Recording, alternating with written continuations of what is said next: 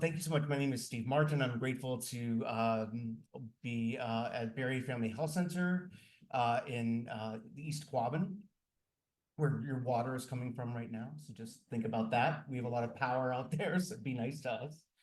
I want to give a shout out to Natalie Stahl, who has been a comrade in arms on this topic for many moons. And in fact, points to the value of MASAM because I came up to her after her talk on hospitalizations last year and said, Natalie, my gosh, how are you thinking about this? And she had already established an entire inventory of resources and letters that I was able to avail myself of. So Natalie, I see you and I'm thanking you.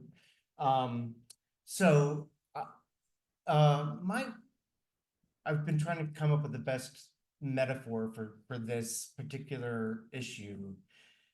And this is one that is flawed, but has some element to it, I think. So you're taking care of someone who's had severe, protracted, persistent asthma for many years.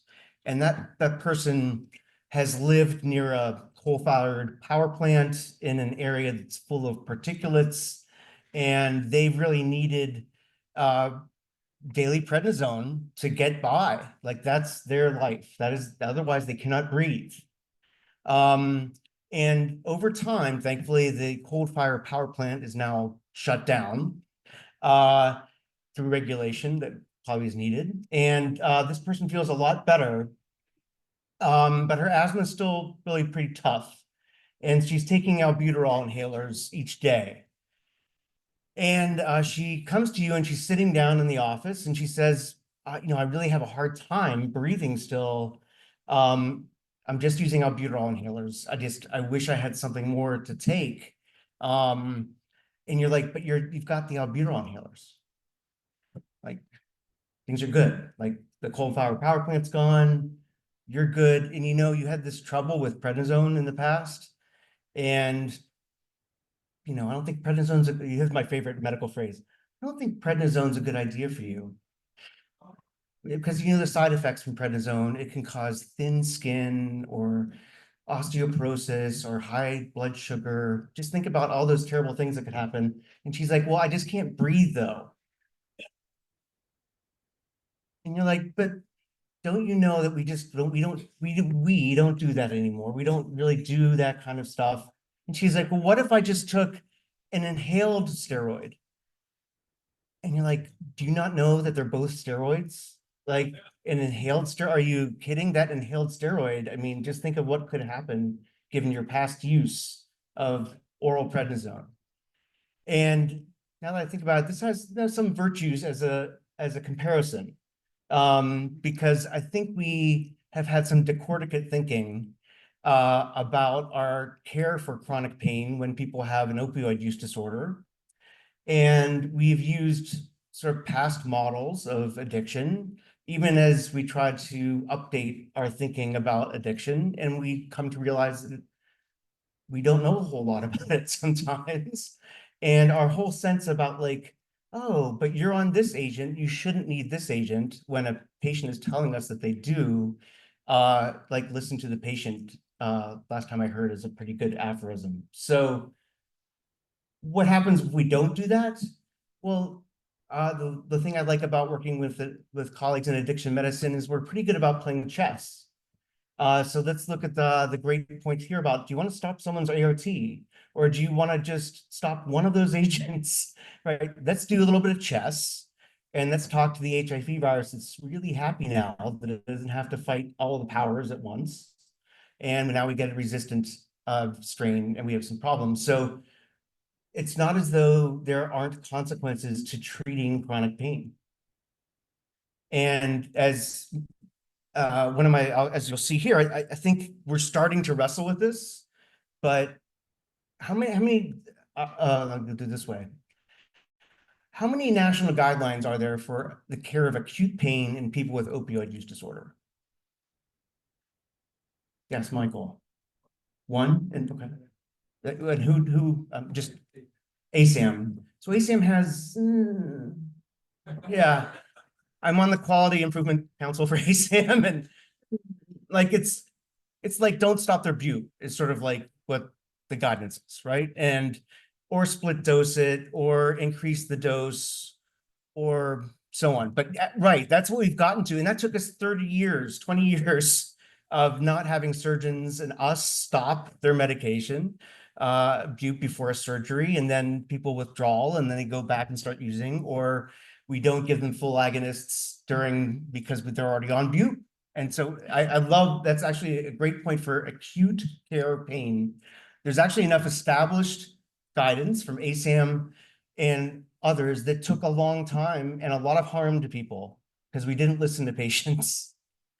And we made things up. Like, of course, a full agonist couldn't work if you're already on bute because it's blocking everything. And just makes me want to grab some necks because, again, like, I'm not molecule size. Like, I don't really know what's happening at that level. But I've heard people say, like, I feel a lot better if you gave me 5 milligrams of oxycodone. You're like, no, that can't be happening. Anyway, I feel like we're not humble in this area in any way, in ways that we should be, and we cause a tremendous amount of harm. And I mean, surgery and buprenorphine is a classic example of iatrogenic harm for decades and still happening. Now, how many sort of guidelines are there nationally for chronic pain and opioid use disorder? I mean, there should be thousands of these guidance. I mean, it's just such a common situation. So you'd think you'd be tripping over guidelines, basically. Someone here in the front row is saying 0, and that would be the answer, 0. So why is that? Or maybe some are coming. Wait, I'll just consult my ASAM quality improvement. No, none are coming. None will be coming. So, so what do patients get? Patients get highly variable care from people who are just trying to get by on the clinical side and have a lot of established opinion and ideology about pain. And in some ways, we have to acknowledge, like, I just wish your pain would go away. Like, if you just didn't have pain, it would be so much easier to have this visit and not talk with you about your pain, right? I mean, that's just, nobody wants pain. I mean, it's like, hard things to take care of in medicine are hard. They're a lot harder when systems suck and you can't get the help you need.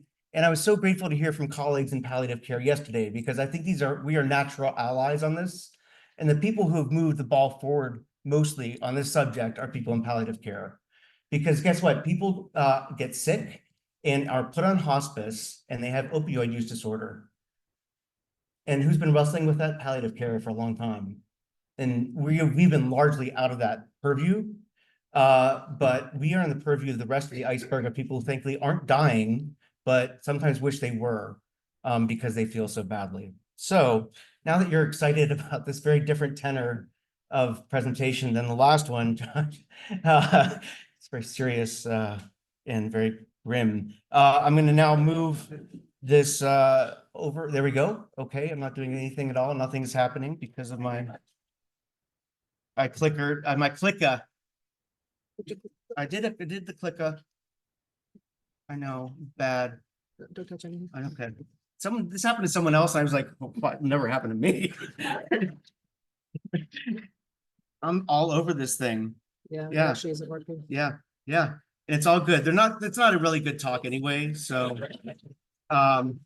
you know, I think we'll just sort of work this way. Here we go. I can see it on my screen, so I'll just read it out to you. It's really good. I wish you could see it, but let me just try that. Let me try this again here. Oh, mic drop right now. Okay, I got something right. Okay, wow, that's okay. So here's how close we are to sort of beginning to wrestle with this question, with a really important presentation given at ASAM just this past year. And hats off to Melissa Weimer and others who put this together. But we're just beginning to sort of ask this question. I mean, if you're a patient and you saw this, if you're a patient and you saw this title, you know, you might have to, I don't know, like bite your tongue pretty hard, right? Like, hey docs, I don't have a lot of, thanks for trying to figure this one out. Really, to really have a lot of confidence that you guys know what you're doing. And you're not just trying to, kick this can to some other service, but boy, is that what they experience. And if we could come out of this conference with something on the order of a MASAM set of guidelines for chronic pain with people with substance use disorders. And if you'd like to sign on for that, because we have a working board, I hear, and they are just like, they have nothing to do after today, basically. So please do let us know. And if you have a place where I could sleep tonight, then I can just also let me know that. But like we have to, first of all, like Mass Health no longer have us send referrals to pain management. It's useless. It's harmful. I love anesthesiology. They're great people, but they're looking for places to stick some needle in something. And that's really not what our patients want.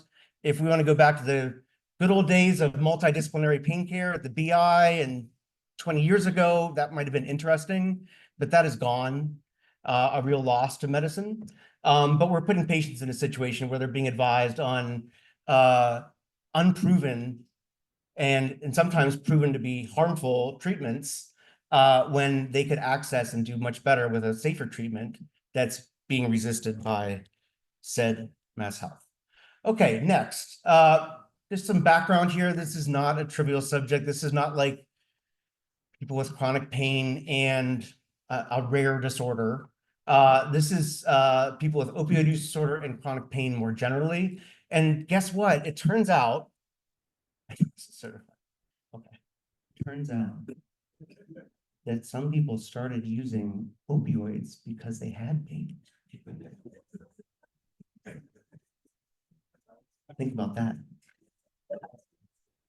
And if we're lucky, they'll stay living. And as someone who's now 55, you can get more pain as you live longer. So that's a good outcome in some ways, but not if you're in pain. Okay, I'll come back to my other voice now. So we're looking at a majority of people have chronic pain who have opioid use disorder. That's not, and we know that the life expectancy of people with chronic pain is actually 10 years less than baseline. Straight up. Doesn't matter the type of chronic pain, you're looking at basically a mortality risk for having chronic pain. What would you do if you were in pain and you had access to things that could help your pain? Has anyone, you take a lot of it. Oh yeah. Or a little of it, or you'd feel terrible, but you'd want to do it so badly, or you'd want to stay in bed all day. Or you wouldn't go up and down the 3 flights of stairs ever, like some of my patients. And you would drink. Oh yeah, you would drink quite a bit. Yeah. And you'd feel better. And the healthcare system would have failed you completely. It's not that we have perfect answers to chronic pain, but we have much better answers than what we're forcing patients to use in an ad hoc way. Current guidelines provide few directions for the management of chronic pain besides the use of opioid agonists. But you're on buprenorphine, you're on methadone. You couldn't possibly have pain still. Yes, I do. No, you don't. Yes, I do. I'm not going to talk about it anymore. I'm glad you're getting better from your opioid use disorder. I mean, that's the state of the art in 2024. Nearly half of whom report their pain is worse when they go on opioid agonist treatment. And nearly half report that their pain is a primary reason for return to use. This is not like, these are not new data. We could put our head under the sand and try to pretend it's not happening, but we're essentially not giving people an inhaled corticosteroid when they have a hard time breathing, to my mind.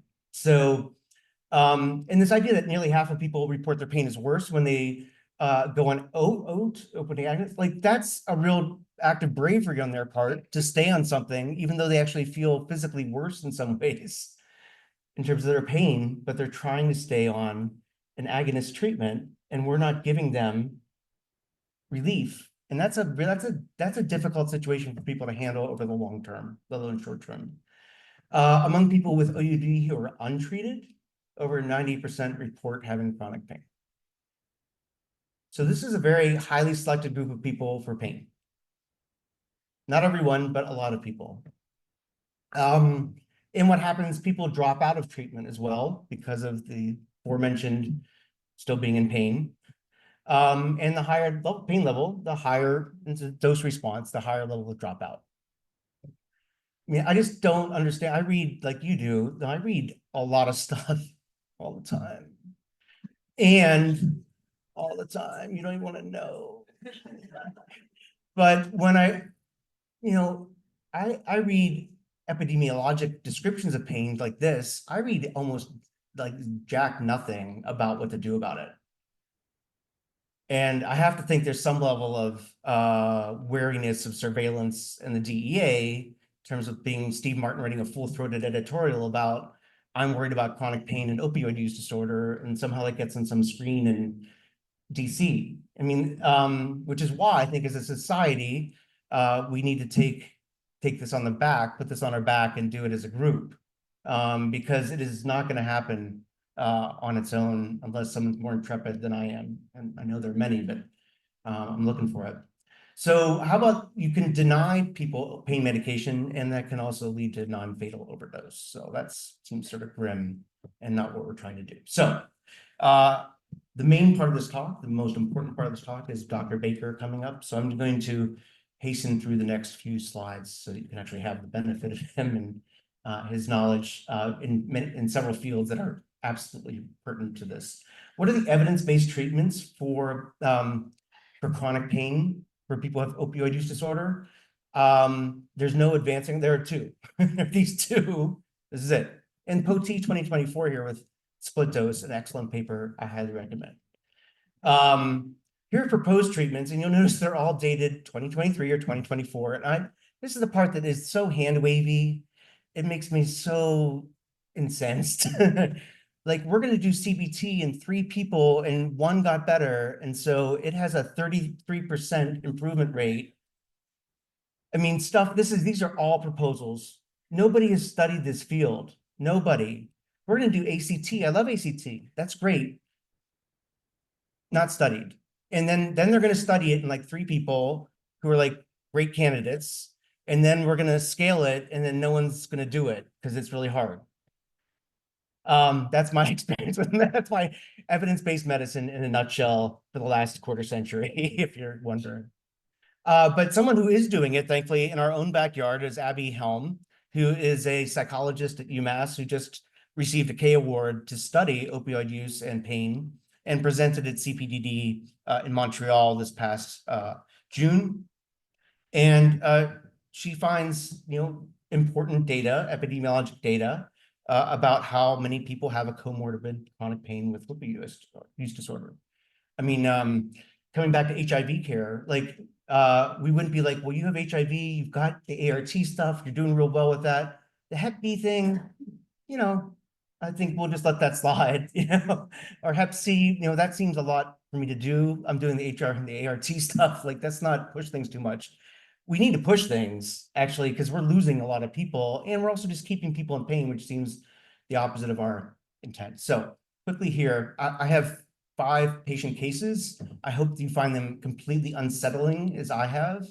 And it's actually hard to talk about these cases with anyone. I think that's one of the hardest part is like, who do I talk about? Oh, I'll talk about with a colleague at work. Or they're like, Steve, you're nuts. Do you really think you should do that? Yeah. Or Steve, I don't really understand this topic. Or you should refer them to pain management.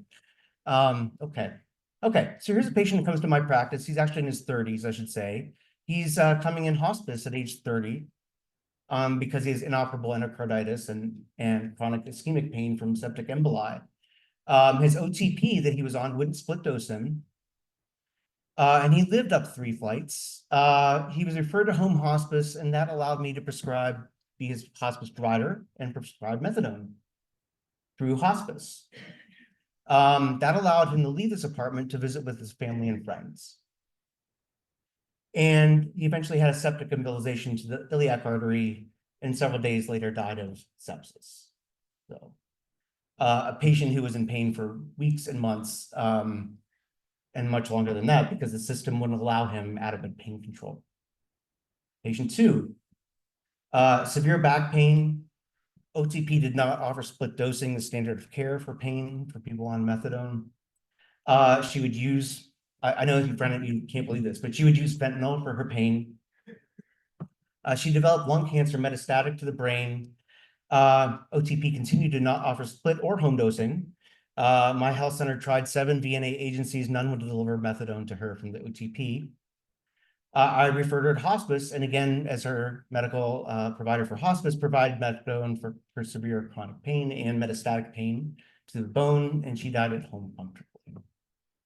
Patient 3, multiple neck surgeries, unstable C-spine, not a surgical candidate.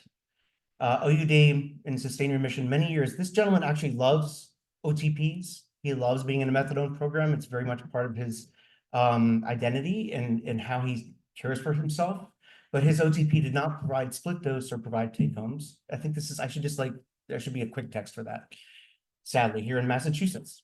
He asked if I would prescribe oxycodone 10 milligrams 4 times a day to complement his methadone as he wanted to continue with his OTP. I've known this patient for 15 years. The OTP did not agree to this plan. So those 2 bullet points are ones that we have to address. We have to address those. That is nuts. That is immoral, unethical. It is not rely on evidence. It is not a scientific way of approaching a problem. It is an ideology. I don't think we do very well in medicine with ideologies. Patient enrolled in another OTP. This is where you know it's ideology, where, per his preference, he attends frequently, and the OTP is aware of and allows this medication combination. Patient has markedly improved his quality of life, and I just saw him this past week. He wanted to let me know he's playing with his grandchildren. He's able to take care of them 3 or 4 times a week. He said, my partner knows I feel better because I'm not irritable all the time. All the downstream effects, I don't need to describe to you unless you've been in chronic pain or even acute pain, and you want it to go away terribly, and you can't really focus on your life. And he faced Hobson's choice that people should have to face. Patient 4 attends an OTP that does not have split dosing, does offer take-homes though. But because he can't access them, he is using illicitly manufactured fentanyl for his chronic pain. And then so we get back here. So he can't have take-homes, so he can't split dose with his take-homes at home, right? He does not have an active opioid use disorder. I spoke with his OTP and prescribed oxycodone 60 milligrams. Now he doesn't use fentanyl. This is like grown-up harm reduction, okay? And someday when we get benzodope, we're gonna have some grown-up harm reduction conversations about prescribing benzodiazepines to people so they don't withdraw from the street product. This is grown-up stuff. So I think we have to go to the grown-ups level, or at least like a teenager level. So he continues to do well in this regimen. And 1 minute, very good. See, this is watch how this happens. Watch this. So good. Okay. Okay. So, and this is the case that Natalie was my shoulder to cry on and source of support. This is a patient I've known again for about 10 years. She has alcohol use in remission, end-stage liver disease, has been encephalopathic, the kind of person who's you're prescribing lactose for, and you're like, please take this, even though your condition doesn't, problematic stuff, right? So she has end-stage right hip osteoarthritis, and what I've learned over the course of my career is that having cirrhosis is almost a complete contraindication to surgery, because the mortality rate is over 25% for any surgery. But buprenorphine doesn't work for her pain severity. She did well on oxycodone, the staggering dose of 40 milligrams per day, which I was really worried about not. But Mass Health would not allow this combination for longer than a week because of their protocol and multiple attempts at prior authorizations that had me write letters, be on the phone for hours at a time, talk with a pharmacist who was really nice. I can't give his name, but he was very nice and talked to me about this committee. Very nice. And where do you think let's play chess? We're gonna play chess. Okay, here we go. 1, 2, 3, chess. She returned to drinking to help her pain and was admitted for liver failure. And is this because of the expense? Is this because oxycodone is so freaking expensive? Like you can't imagine giving to someone because it's much better for them to drink and then be admitted for suicidality. And yeah, I think that's a great trade-off. By working with her psychiatry team and nurse practitioner there, thank goodness we were able to help start her on methadone while she was an inpatient and have a prior authorization put into effect before she left. Because you might say, well, why didn't you try prior auth before? Like, have you tried like the pretest probability of a prior authorization working for methadone is low. And then you get it for like 30 milligrams. And then someone's like, I still feel terrible. And you're like, well, of course you do. But now I have to do another prior authorization for 40 milligrams. It's just not never ending. But now she can leave her apartment and visit her family. And now we get to, I think it gives you a sense of patient perspectives. The blue means I get to leave you with Jim Baker.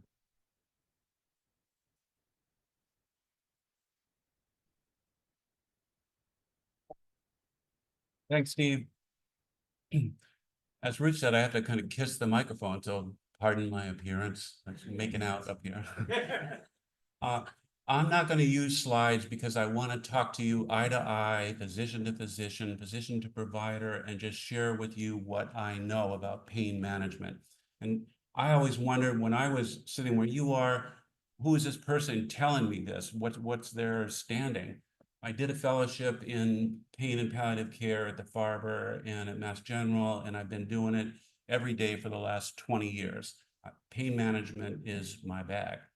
And so we're going to talk about 3 common scenarios that you face and that most often come to me as questions. But before I present those cases, I just want to talk about issues that callers who come to me say, but what about this and what about that? And maybe it's in the back of your mind.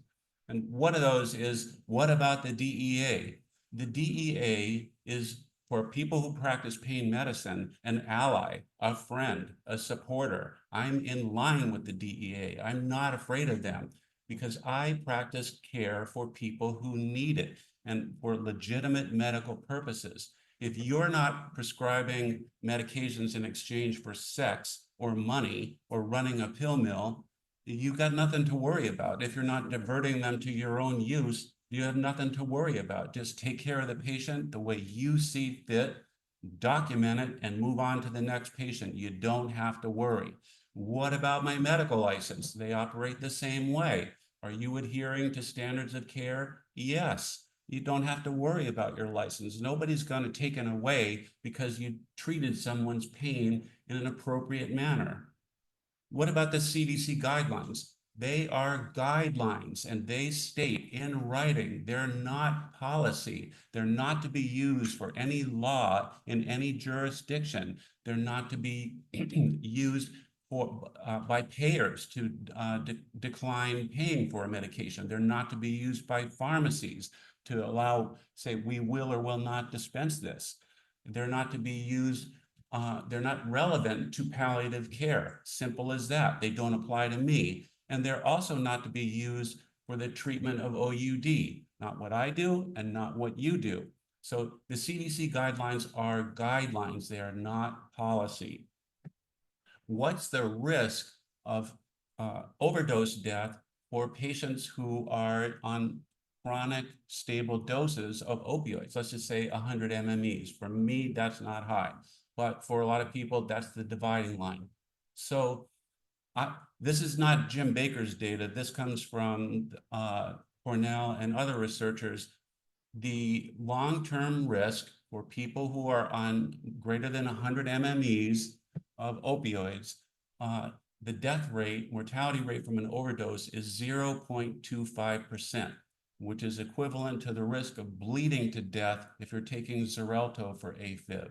And it's half the rate of bleeding to death if you're taking Coumadin for AFib. That's the risk. And what's the risk of becoming addicted? All of us watch TV, we watch the movies. Everybody who becomes, well, not everybody, but it's just a thing that says, I was a professor and a teacher, I was a this or a that, and I went to had knee surgery and a doctor gave me these pills and now I'm addicted. So what really happens? Let's ask the researchers at the Mayo Clinic and the VA that did a study together and looked at 10 million individual prescriptions for persons needing opioids. How many of them a year and a half later were still using opioids? 1.3%. We don't know if those patients had a recurrence of pain or they had persistent pain, but it is not an automatic result that if you write a prescription for someone for short-term use of an opioid, that there they go, now they're on the road to addiction.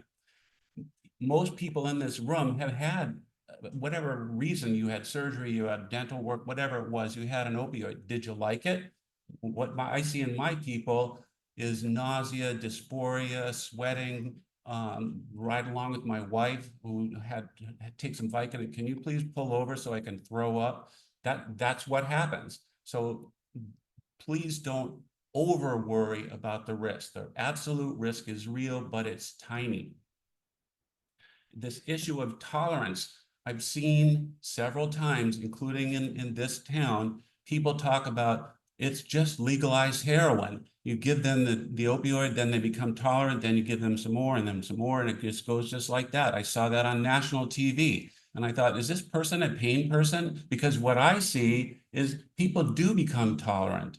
Slowly they become tolerant and then they just level off. That's what happens. And then they kind of back off. And then a lot of them come to me and say, you know what, I don't want to take these anymore. Can we stop them? I want my life back. I'm ready to start doing exercise, or I'm ready to start doing whatever it takes, yoga, who knows what it's going to be. But this does not happen in the patients that I see, which numbers in the tens of thousands.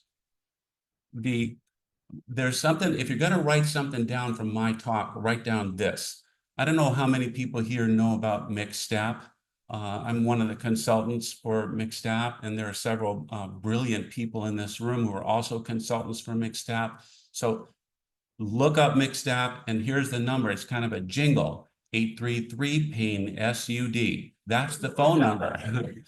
So you call them Monday through Friday, 9 a.m. to 5 o'clock, and you're going to reach one of us. And we will help you work through this issue, because unless you do it all the time, you're thinking, do I use fentanyl? Do I use fentanyl transdermal or morphine extended release, oxycodone extended release, methadone? Which one? Why? That's what I do. You can call. Within a couple of minutes, you'll be talking to me or Dr. Kehoe or Jess Gray, and we'll walk you through it. 1-833, called PAIN SUD. And that's, so let's get quickly to our cases. This is the most common one. You're going to, if you haven't already, you'll either inherit a patient or be referred a patient on chronic stable opioids for chronic pain, whether it's spinal stenosis, maybe degenerative disease, autoimmune disorder, endometriosis, a whole host of pains, ill-defined abdominal pain, whatever it is, they've got it. And so they've been seeing someone who's managed them. They're compliant. There's no diversion. There's no evidence of risk. There's no theft. There's no evidence of misuse, illicit use, and they're on this medication. And now they come to you because they can't find anybody anymore. What do? Well, if you don't see any risk, if you don't see any problem, if you don't see any misuse, just continue it. You want to clean it up, because most of the time it's kind of a bizarre or at least atypical mixture where they're on 2 short actings, or the ratio of long acting to short acting is not the way we do it. So that's a good time to call me or call one of my colleagues and say, what should I switch them to? The goal being a long acting plus a short acting for breakthrough and plus or minus an adjunct. And that's what we're looking for. And if you don't do this all the time, you're not going to know how to do it. But I do, and lots of my colleagues do, and we'll help you. The issue with, if you decide, there is literature that says taper, taper, taper. So what's the result? Pain, suicide, turn into the street, and overdosing. The people who know how to when I speak at high schools or colleges and say, how long would it take you to get pills or drugs? Every hand shoots up immediately. They might have them in their backpack. They're everywhere. And so if you're not treating the patient's pain, they will. And or if they're forced to live with it, then they may die with it. They may commit suicide because of it. So there is, for my benefit, if the patient doesn't want to taper, don't taper them. You can just say, when you're ready to taper, I'll work with you. We'll go down about 10% a month and see how you do, and we'll keep moving. So the bottom line to that one is that they come to you on a pain regimen, clean it up, and continue it. What about pain in patients who are in recovery from SUD or OUD and they're no longer on MOUD?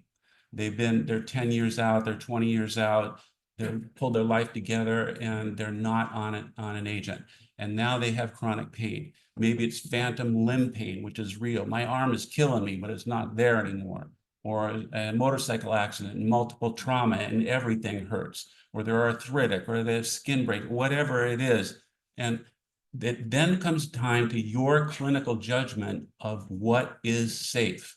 And is the patient already has demonstrated that they have an addictive personality, that they have that gene, they have that risk. And now the streets are flooded with illicit substances. So what are you going to do to keep them safe? I would rather have my patients treated by me with an agent I know, develop a relationship with that patient that trusts me. You're really going to care for me? Why, yes, I am. What if I need this? Or what if I need that? Or what if I need more? Well, we'll carefully arrive at that number and keep you safe. And so if you feel that the patient has a tenuous risk, I hope you forgive me for bringing this up, but this was a few years ago, and when my son died and we were all wondering what to do right after he came out of surgery, the surgeon was terrified. So was I. And it didn't occur to either one of us, it's not in the literature, how about giving those meds to dad? I'll be careful. What he did when we got home was seared in my memory. When he got home with that bag of pills, one arm was in a cast. He ripped that top of that bag off with his teeth and got the cap off and started swallowing.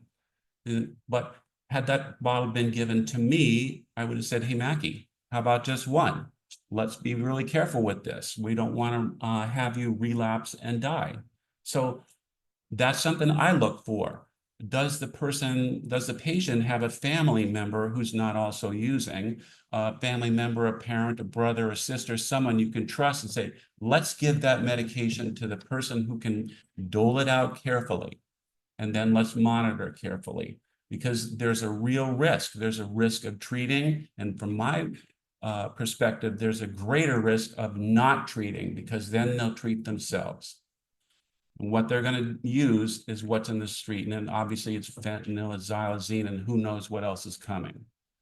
And now we get to the third part. And this is a very tricky part for which there is no literature. Steve mentioned about where's the literature, where's the protocols? Well, I pour through this stuff just about every day. And there's a Cochrane database that did the same thing, except they have a whole team of people, and they're looking through it, and they found everything they could find and went through all the data, and the best they could come up with is there's no data other than it works. And that's what you're left with. What do we do? So you have a patient who's in your OTP. I saw the hands go up yesterday, who's part of an OTP, just about everybody. So your hands are kind of tied by what you can do for treating pain or your MOUD patients. And I agree with Dr. Poti that split dosing is close. You're getting there. It's probably the best you're going to be able to do if all you're doing is adjusting the methadone. But methadone is a long-acting agent. It's considered a long-acting agent, not because it's long-acting in pain relief, but because it's profoundly lipophilic with a very long half-life. When you think of a long-acting agent, you're thinking of MS-Contin or MS-ER, OxyContin, Oxy-ER, fentanyl transdermal, where there's a sustained release. Methadone isn't like that. Methadone, you take it, it has its analgesic effect for maybe 6 or 8, sometimes 12 hours, but it stays in your system, is re-released and has its effect in protecting people from who are would otherwise be in withdrawal. But that's very different from pain relief. Split dosing may be your best first choice. In fact, I would say it is.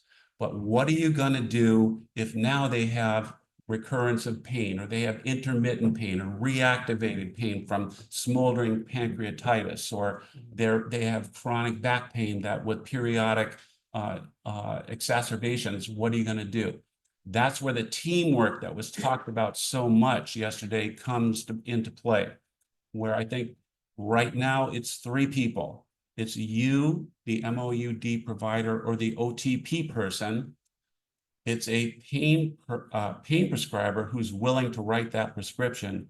Wow, good luck finding one of those. But you need someone to write the prescription. Is the best of my understanding, it's kind of a gray zone, is can you write if a patient needs hydromorphone or oxycodone, can you do that from an OTP clinic? The best I can find is SAMHSA and the DEA say no. Why that is, I don't know. I think it dates back to Richard Nixon. But the fact is your hands are tied. So you need someone to write that prescription. There are very few people who know opioids and know what to anticipate. But I do, the people in McStat do, and we're not the only ones. And so you make a call, you know that number now, and you ask, okay, this is the situation. What shall I use? How much shall I use? What should I look out for? And then between the 3 of us, we'll work it out to keep that patient safe. If they come out of the OTP and they come to me, it's pretty straightforward. If they have far advanced disease, like the patients who are described, head and neck CA, or different types of malignancy or end-of-life disease, this is what I do, is stop the buprenorphine, because its occupation of the mu receptors gets in the way of what I really need to use, which are pure mu agonists. For me, it's easy. I just stop it. Unless they're married to it for some reason, and it kind of complicates the issue. But the ideal thing is just stop it and go to a pure mu agonist. They don't turn to the street because they're getting good relief from someone who knows that medication and that clinical circumstance. If they're on methadone, and let's say they come to me and they're on 120 and they've been stable on that dose for a long time and they're doing well, I just divide it in by 3, drop it a little bit to leave room for the short-acting agent when they need it. And for whatever reason, I don't know why, if someone's on 120 Q day from you, and I go straight to 40 TID, it's really not necessary. It may be 20, maybe 30, maybe 40, 20, 40, but it's rarely the full amount. But I'll start them at that because they're really married to it. They trust you, they care, oh my God, this saved my life, I'm now back. So I'll start them at that and then add in a full mu agonist. And so if when you're going to use an agonist, use one and one that's available. Everybody knows oxycodone. You should know hydromorphone because that's the one that has the fewest side effects and the best effect. And know your doses.